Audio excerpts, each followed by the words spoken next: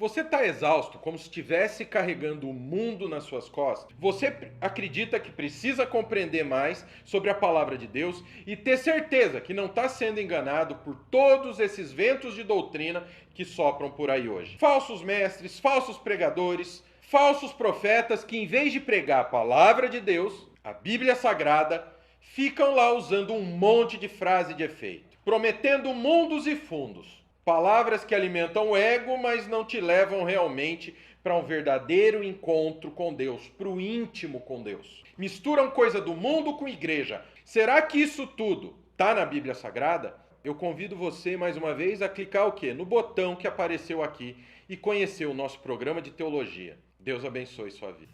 Não te preocupa um pouco principalmente o que está acontecendo no Brasil, essa bancada evangélica, essa procura da igreja de se misturar com política? Não é muito perigoso isso? Muito. Dessa confusão de usar inclusive púlpito para pedir voto e eu não sei, eu acho muito perigoso.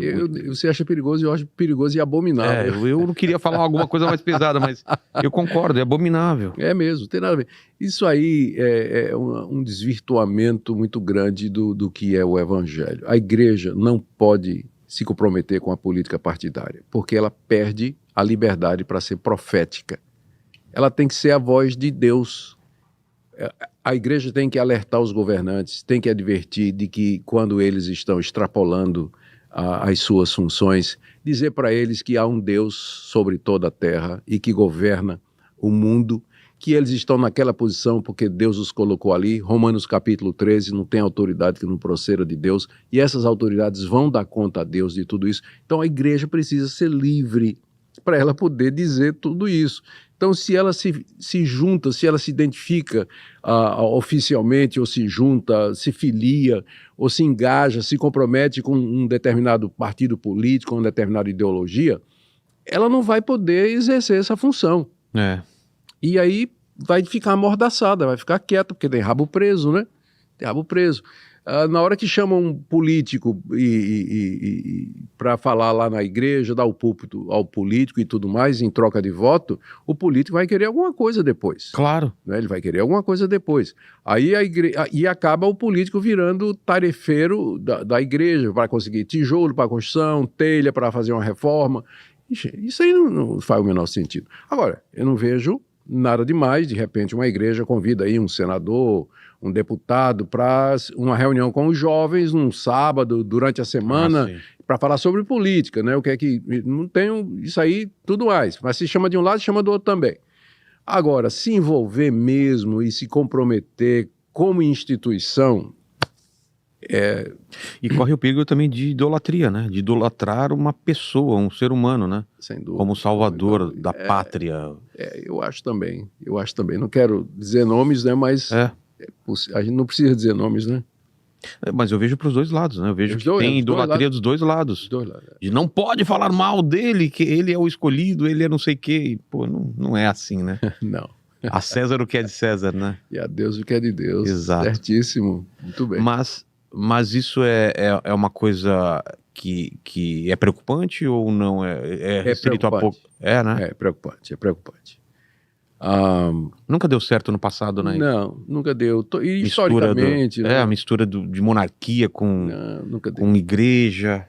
Porque o que é que acontece? O Estado vai querer se meter nos negócios da igreja e a igreja vai se sentir no direito de se meter nos negócios do Estado.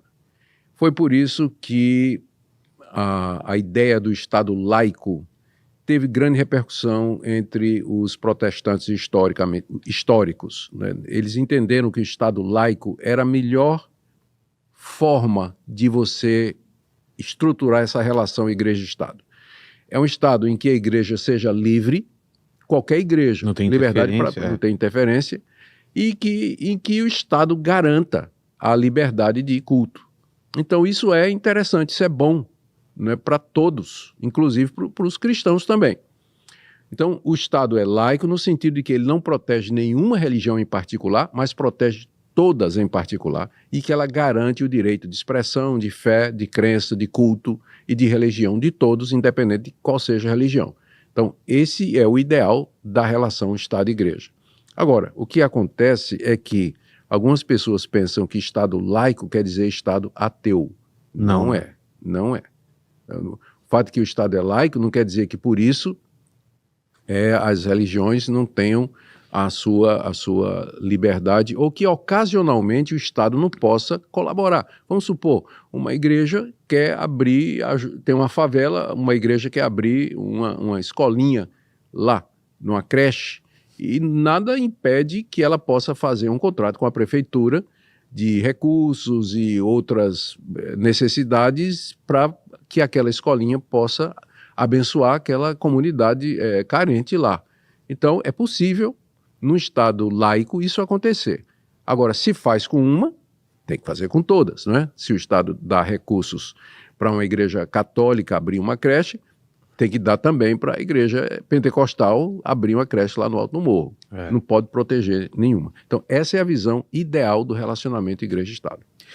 Um assunto espinhoso também é em relação à intolerância religiosa, que se fala muito hoje, e tem uma coisa que aconteceu, não sei se está por dentro, o novo clipe da Anitta, que tem em cima de Umbanda, ou Candomblé, alguma coisa assim, ela perdeu, sei lá, 200, 300 mil seguidores, por causa disso, né, dela se declarar, apesar que ela já tinha se declarado antes, e aí muita gente falando que isso é intolerância religiosa.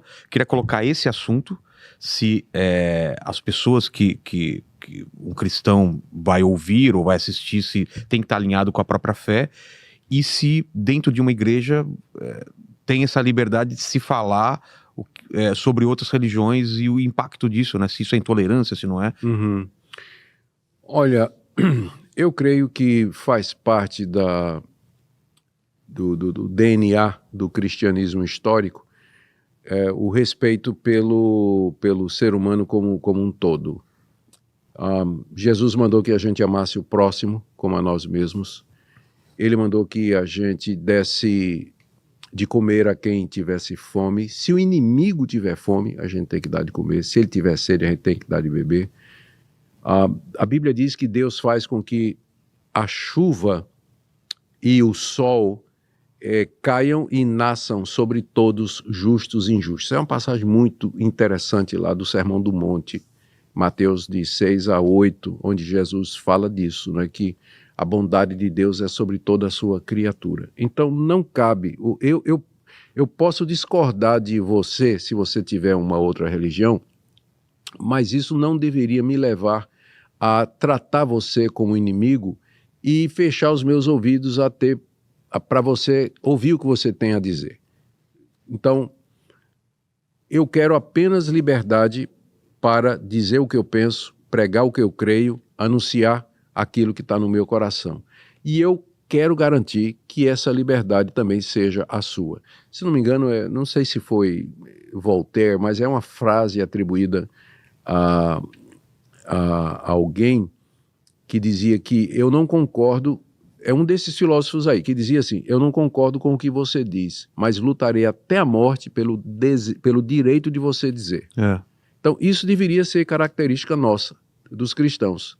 Eu não concordo com o que... Eu sou evangélico, eu sou presbiteriano, eu sou calvinista. Então eu não concordo com o arminianismo, não concordo com determinadas linhas dentro... Não concordo com o catolicismo romano. Mas se chegar a hora de lutar pela liberdade de religião no Brasil, eu vou lutar ao lado do católico para isso, porque isso é uma coisa que é para todo mundo, para todo mundo. Então, a gente tem que definir bem o que é intolerância religiosa. Intolerância religiosa, se ela for entendida no sentido de que você quer que a sua religião, ela seja a única religião legal, verdadeira, que tem direitos e tudo mais, e que todas as outras têm que terminar, fechar as portas e tudo mais, eu sou contra. Eu acho que isso não deveria acontecer de jeito nenhum, nunca, porque a liberdade de todos é a minha também. Agora, isso não significa que eu não deixe claro que eu discordo de você. Eu digo, olha, eu amo você, cara, amo você de graça, gosto de você de graça, mas eu quero dizer que eu discordo de você nisso. E eu posso dizer isso a você sentado num café, tomando um café gostoso, comendo lá alguma coisa. Pão de queijo. Numa boa, pão de queijo, numa boa, posso fazer isso. Mas certo? falar num púlpito, por exemplo, que essa ou aquela religião é do mal, é pecado, é coisa do demônio, isso é intolerância ou... Depende da maneira como é dito. Se você, agora mesmo, né, eu lancei no meu Instagram uma série de publicações a respeito de indulgências. É, E dizendo com muita clareza que aquilo ali, a prática da indulgência, ela é contra a Bíblia. entendi. Então não vejo isso como sendo uma intolerância. Intolerância seria se eu fosse insultuoso, desrespeitoso, porque eu não fui em nenhum momento, eu cuido para nunca ser. Eu, quando trato da religião dos outros, eu procuro mostrar o que eu acho que está errado, mas sempre com todo o respeito. Não Claro, insulto, tem que ser, né? não falo mal, não xingo, não mando para o inferno, mas digo apenas, olha, no caso das indulgências, né, isso aqui está errado porque a Bíblia diz isso, historicamente é isso.